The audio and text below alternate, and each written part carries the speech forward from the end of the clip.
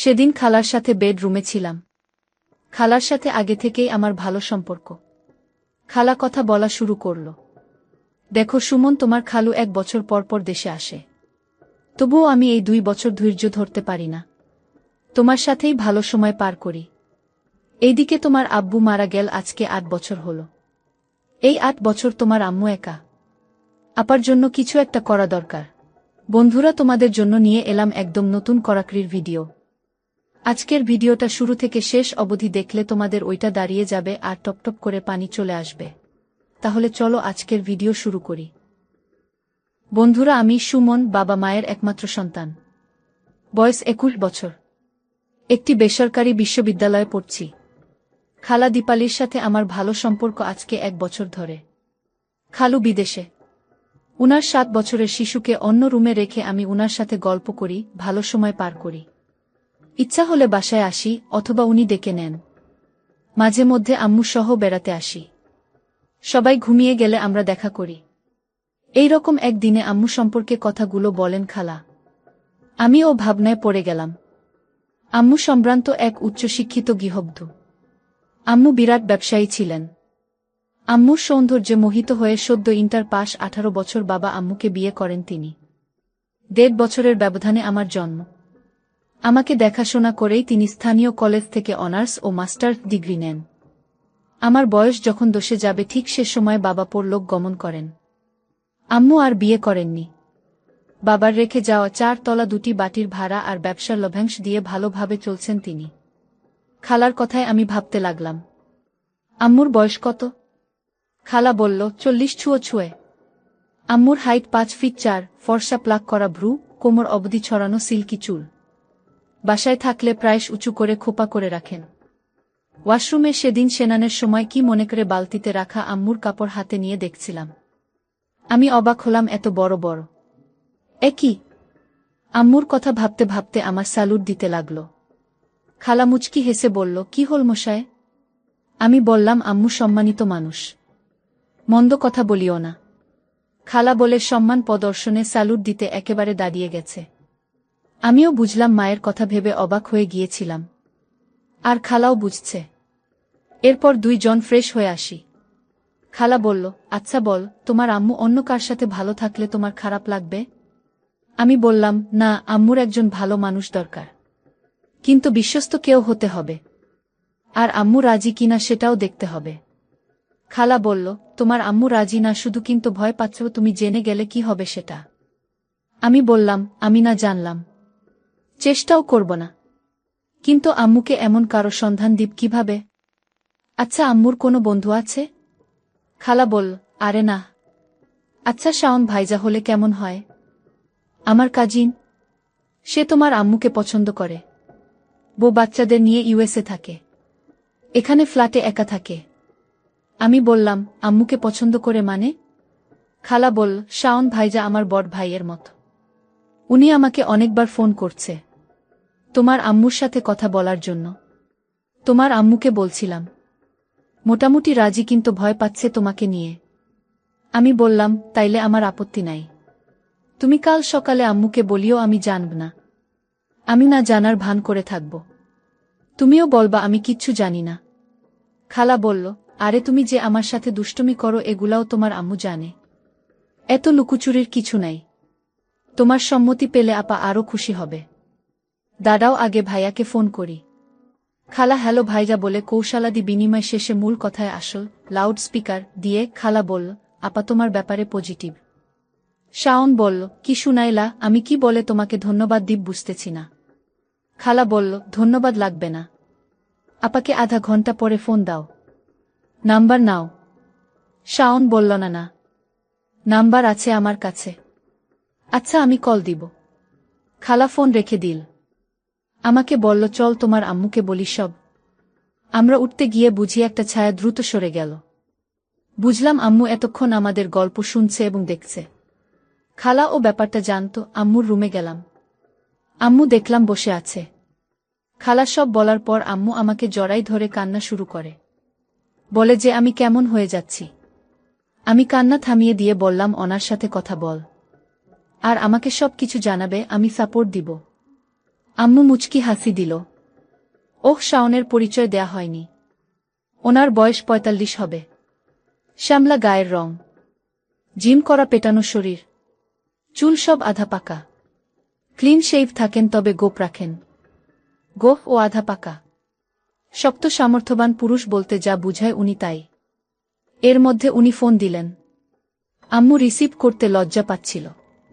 খালা রিসিভ করে লাউড করে দিলেন। আম্মু লাউড অফ করতে চাইল, আমি ইশারায় না করলাম। আঙ্কেল স্বাভাবিক কথা শেষে জানতে চাইল একা কিনা। আম্মু বলতে যাচ্ছিল, এর মধ্যে আমি আর খালা ইশারা করলাম একা বলতে। আম্মু বলল যথারীতি।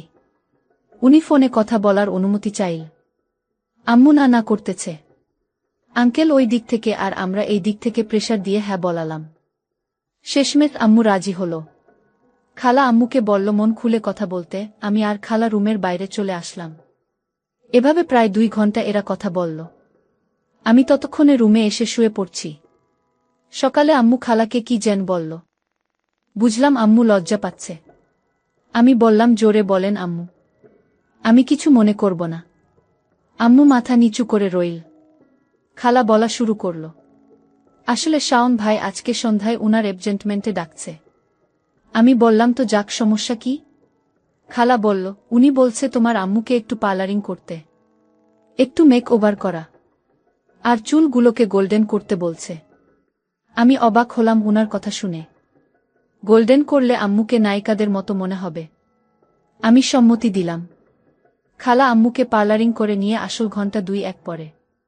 আমি খালাকে বলে রাখলাম আঙ্কেলের বাসায় আম্মুকে আমি নিয়ে যাব।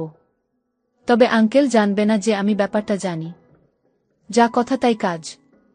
আমি আম্মুকে নিয়ে গেলাম আঙ্কেলের বাসায়। আঙ্কেল গেট থেকে আমাদের রিসিভ করে নিলেন। দেখে বুঝলাম আম্মুর উপস্থিতিতে উনি মহা খুশি। আম্মুর দিকে উনি তাকিয়ে নিলেন।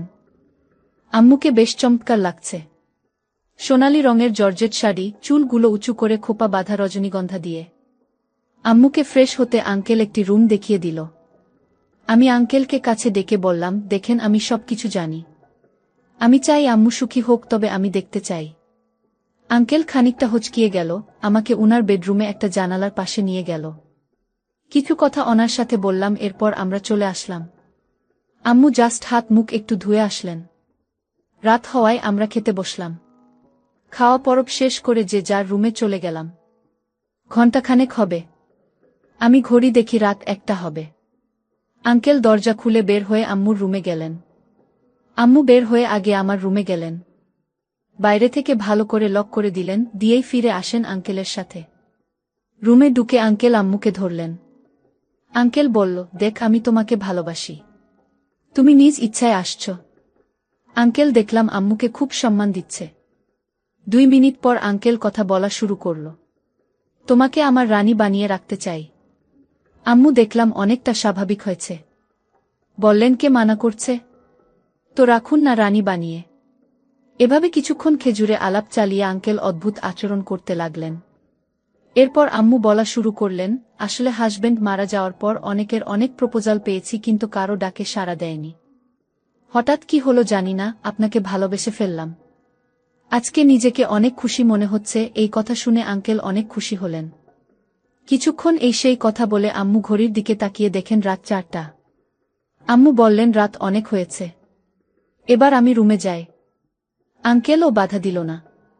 ওয়াশরুমে ঢুকে ফ্রেশ হয়ে বের হন। দেখলাম আম্মু চুল এলো খোপা করলেন। আম্মু বের হয়ে আমার দরজার দিয়ে নিজের রুমে চলে গেলেন। আম্মু ভাবছে আমি হয়তো ভিতরে ঘুমিয়েছি। আম্মুর রুমের লাইট অফ হওয়ার পরে আঙ্কেলের রুমে গেলাম। আঙ্কেলকে থ্যাঙ্কস জানালাম। আঙ্কেলও খুশি হলেন। আঙ্কেলের ফোনে একটি কল আসল, দেখলাম খালা ফোন করছে। আঙ্কেল বলল উনি খুব খুশি হয়েছে, আরও 2 দিন আম্মুকে এখানে রাখার জন্য কথা বলতে বললেন। আমি আমার রুমে চলে আসলাম। এসে খালাকে কল দিলাম। কল এঙ্গেজড পেলাম।